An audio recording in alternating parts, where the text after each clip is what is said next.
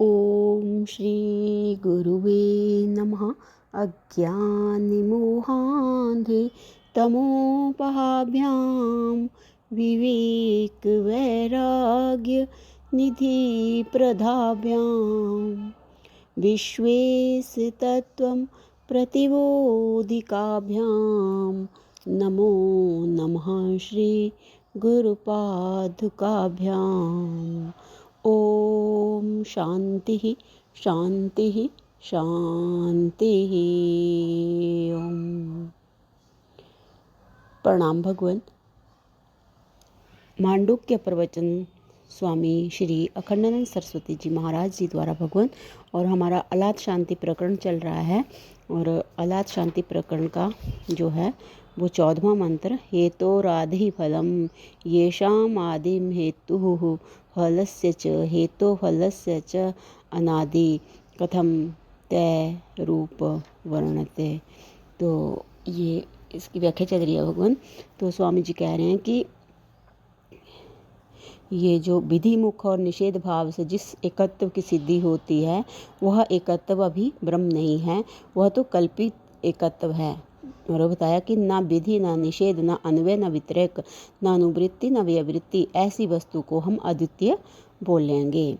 तो अब आगे भगवान बता रहे हैं कि वेदांत का स्पष्ट कहना है कि मनुष्य की बुद्धि अनादिभूत को कभी ग्रहण नहीं कर सकती। बुद्धि, मनुष्य की बुद्धि अनादि भूत को कभी ग्रहण नहीं कर सकती। भूत अनादि होता है, कोई ज्ञान कोई विज्ञान भूत के प्रथम चरण को पकड़ नहीं सकता, क्योंकि भूत के पहले भूत, उस भूत के पहले भूत, भूतों की परंपरा कहीं समाप्त होगी, ये प्रश्न है। और किसी भी ज्ञान विज्ञान बुद्धि का कोई भी अंतिम चरण भविष्य के अंत को नहीं पकड़ सकता। देखो, यह गणित का सत्य है। भविष्य का अंत बुद्धि को नहीं मिलेगा और भूत की आदि बुद्धि को नहीं मिलेगी। तब कह रहे हैं कि ज्ञान विज्ञान प्राप्त करने का तरीका क्या है? वर्तमान का अनुसंधान। जब तक वर्तमान का अनुसंधान पूरा नहीं होता तब तक भूत और भविष्य केवल कल्पना है। भूत भविष्य में ही यदि सीमा बनाओगे कि 1 दिन 2 दिन का भूत हम मालूम कर सकते हैं और 2 दिन 4 दिन का भूत भविष्य मालूम कर सकते हैं, यह भी कल्पना है। कच्चे ज्योतिषियों की आजीविका इन्हीं बातों से चल रही है। मस्तिष्क की ग्रंथियां जीविका प्रधान होती हैं।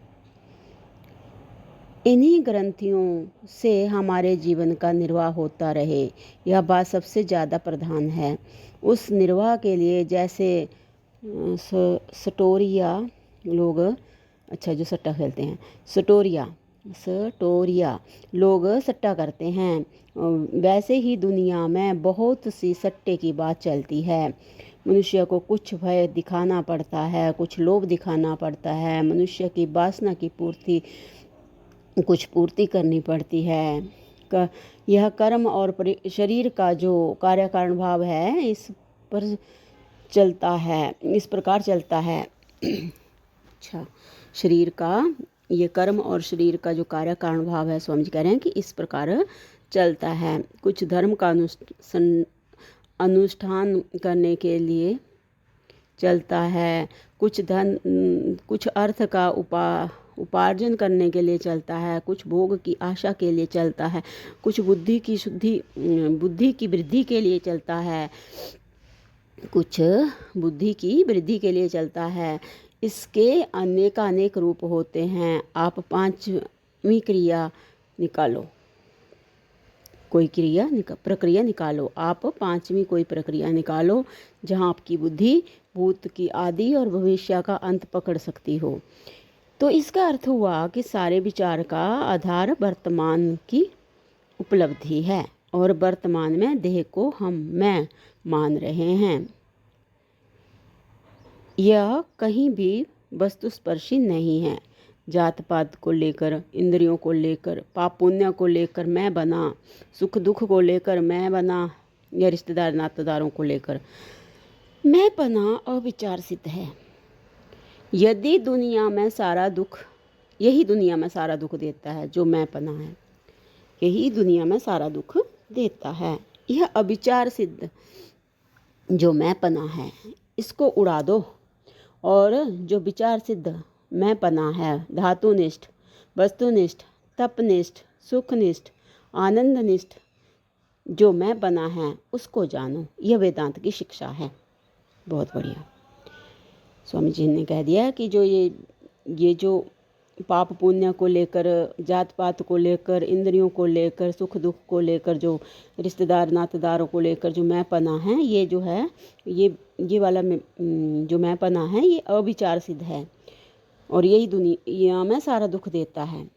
यह अविचार सिद्ध जो मैं पना है इसको उड़ा दो, और जो विचार सिद्ध मैं पना है, धातुनिष्ठ, वस्तुनिष्ठ, तपनिष्ठ, सुखनिष्ठ, आनंदनिष्ठ जो मैं पना है उसको जानो। ये वेदांत की शिक्षा है। कार्य कारण के विचार में 4 विभाग कर लीजिए। सत से सत की सृष्टि हुई 1, सत से असत की सृष्टि हुई 2, असत से असत की सृष्टि हुई 3, और असत से सत की सृष्टि हुई 4। सत से सत की सृष्टि हुई तो प्रथम सत और द्वितीय सत, सृष्टा सत और सृष्ट सत, ये दोनों भेद सत में केवल कल्पना मात्र, काल की उपाधि से, क्रिया की उपाधि से कल्पित होते हैं। और सत से असत की सृष्टि तो कुछ हुआ ही नहीं करती, बोल रहे हैं कि और सत से असत की सृष्टि हुई तो कुछ हुआ ही नहीं।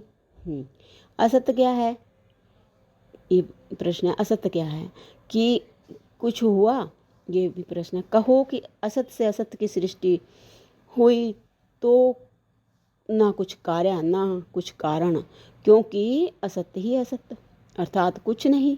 बंध्या का बेटा बंध्या पुत्र बोले असत से सत, तब भी कुछ नहीं। असत से सत ना असत और सत से ना सत ना असत, चारों प्रकार से सृष्टि कट गई और 5वां कोई प्रकार इसमें निकलता नहीं है। बृहद्रण्य श्रुति का, उपनिषद का भगवान, ये 2, 4, 14 मंत्र है। यत्र त्वस्य सर्वात्मैव अभूत, जहाँ सब नित्य शुद्ध बुद्ध मुक्त आत्मा ही है, वहाँ कौन किससे किसको देखें। अनूप शहर में एक माता श्री भोले बाबा जी के पास रहती थी। लिखते तो थे भोले बाबा ही, पर वह जय देवी के नाम से छपता था। जय देवी भोले बाबा जी का शरीर शांत हो जाने के बाद हमारे पास कितनी बार आती थी। उसने पूछा, स्वामी जी एक बात बताओ, जैसे द्वैत का निषेध मिलता है वेदांत में, द्वैतम न विद्यते अद्वैतम परमार्थः, द्वैतम न विद्यते अद्वैतम परमार्थः, अद्वैत शब्द ही द्वैत का निषेध करने के लिए है। ऐसे ही कहीं अद्वैत का भी निषेध मिलता है क्या? नेति नेति के द्वारा अद्वैत का निषेध होगा कि नहीं? तो नहीं होगा। बौद्धों ने एक पक्ष में बड़ा भारी परिश्रम किया, एक पक्ष में बड़ा भारी परिश्रम किया। बौद्धों ने एक पक्ष में बड़ा भारी परिश्रम किया। वे प्रपंच की सत्ता का निषेध करते हैं। वे कहते हैं कि द्वैत नहीं है। 2 काम हमको करना पड़ता है, 2 काम हमको करना पड़ता है, एक अद्वैत आत्मा की सिद्धि और एक द्वैत का निषेध। हमारा आधा काम तो इन्होंने ही कर दिया, द्वैत का निषेध। हम इनको बहुत बहुत धन्यवाद देते हैं। उन्होंने आत्मा के अतिरिक्त को शून्य सिद्ध कर दिया, और उस शून्य का जो साक्षी है, उसका जो अधिष्ठान है, उसको सिद्ध कर दिया। वेद के द्वैत के निवारण में उनका बड़ा भारी उपयोग है। क्योंकि वेदांत में और विद्वानों तथा महापुरुषों के अनुभव में भी अद्वैत है। क्योंकि वेदांत में और विद्वानों तथा महापुरुषों के अनुभव में भी द्वैत है। जहाँ तक खंडन का संबंध है तो आत्मा अखंडनीय है, अखंड है, और आत्मा के सिवाय दूसरी कोई वस्तु सिद्ध नहीं होती नहीं। इसका मनन करना पड़ता है। जो परिणाम है उसको फल बोलते हैं।